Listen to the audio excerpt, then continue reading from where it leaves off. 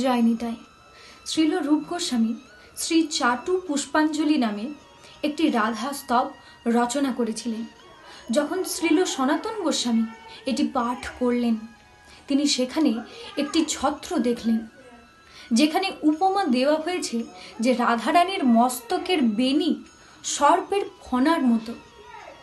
রাধারানীর বেণীকে সর্পের ফণার সাথে তুলনা করা সমুচিত কিনা সে সম্বন্ধে শ্রীল সনাতন গোস্বামীর মনে কিছুটা দ্বিধার সঞ্চার হয়। শ্রাবণী পূর্ণিমার এক বিশেষ দিনে শ্রীল সনাতন গোস্বামী রাধাকুণ্ডের তীরে ভজন করছিলেন। ভজন করতে করতে শ্রীল সনাতন গোস্বামী দেখলেন নিকটবর্তী একটি কদম্ব গাছের ডাল থেকে একটি দোলনা ঝুলছে, আর সেই দোলনায় একটি বালিকা বসে রয়েছে। বালিকাটি ছিল অত্যন্ত সুন্দরী এবং তার সখীরা তাকে দোল দিচ্ছিল।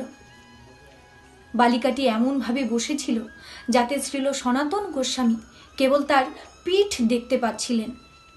ওই বালিকার কেশ ছিল অত্যন্ত উজ্জ্বল এবং মসৃণ, রেশমের মতো সূক্ষ্ম এবং কালো ভ্রমরের মতো নীলাভ কৃষ্ণ।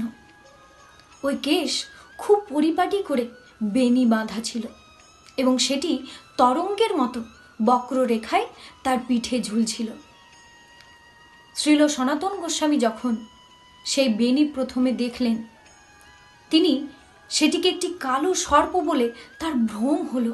তিনি তৎক্ষণাৎ উচ্চস্বরে বলে উঠলেন, ওহে মূর্খ বালিকা, তুমি খেলায় এত মত্ত হয়ে গিয়েছ যে বুঝতে পারছো না একটি কালো সাপ তোমার পিঠ বেয়ে উঠছে। তিনি ওই সাপ থেকে ওই বালিকাটিকে বাঁচানোর জন্য তার কাছে পৌঁছালেন, কিন্তু তিনি সেখানে গিয়ে দেখলেন কোনো সাপ নেই। এটি আসলে ওই বালিকার বেণী, চুল। তার দৃষ্টি বিভ্রম দেখে সব বালিকারা হেসে উঠল। তারপর সকলেই অদৃশ্য হয়ে গেল। শ্রীল সনাতন গোস্বামী তৎক্ষণাৎ বুঝলেন যে ওই বালিকা শ্রীমতী রাধারানী ছাড়া কেউ নন, আর অন্য সব বালিকারা তার সখীবৃন্দ। তিনি বিস্ময়ে অভিভূত হলেন। তাদের এই লীলার দ্বারা তিনি উপলব্ধি করলেন যে সর্পের ফণার সাথে রাধারানীর কেশের যে তুলনা রূপ গোস্বামী করেছেন সেটি সঠিক, এবং রাধারানী স্বয়ং ওই উপমার যথার্থতা প্রদর্শন করেছেন।